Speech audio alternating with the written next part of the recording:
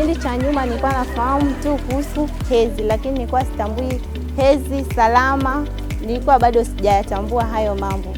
Kwa sasa nashukuru wageni wetu, baada ya kututembelea mmeweza kutufundisha mengi kuhusu hedhi salama. Mimi pamoja na wanafunzi wenzangu tumeweza kufaidika mengi kuhusu hedhi salama. Asanteni taasisi ya EYP kwa kutuletea sodo na vitu vingine mbalimbali tumepata kunufaika navyo. Hedhi salama ni jukumu letu. Kwa jina naitwa Regina Reginald Kimario, natokea taasisi ya Empower Youth Prosperity EYP ambayo inajishughulisha na masuala mbalimbali yanayohusu vijana. EYP tumekuwa tukiendesha mradi wa hedhi salama ni jukumu letu kuanzia mwaka 2021 kwa lengo la kutoa elimu kwa watoto na vijana juu ya masuala mazima yanayohusu hedhi. Lakini pia hatutoi tu elimu kwa watoto na vijana juu ya masuala ya hedhi.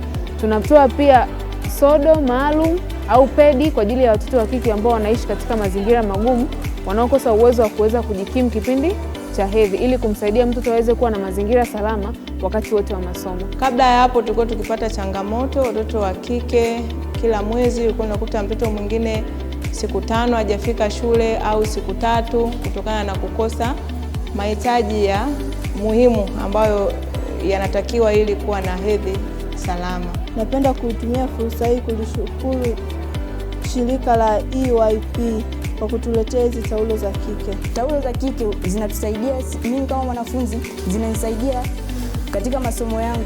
Nikiwa katika kipindi changu cha hedhi, naweza kutumia hizi taulo za kike na nikawa salama. Na nisiwe na wasiwasi wowote katika masomo yangu, naweza kutimiza ndoto zangu.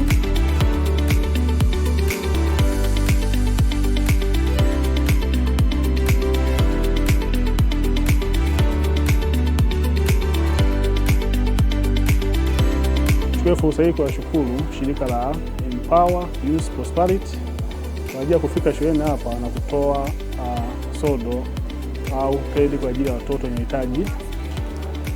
Zitawasaidia.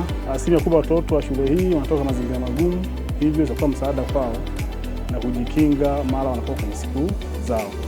Natoa rai kwa jamii, serikali na wadau ili waendelee kutoa elimu ya hedhi ili jamii itambue hedhi sio swala la aibu.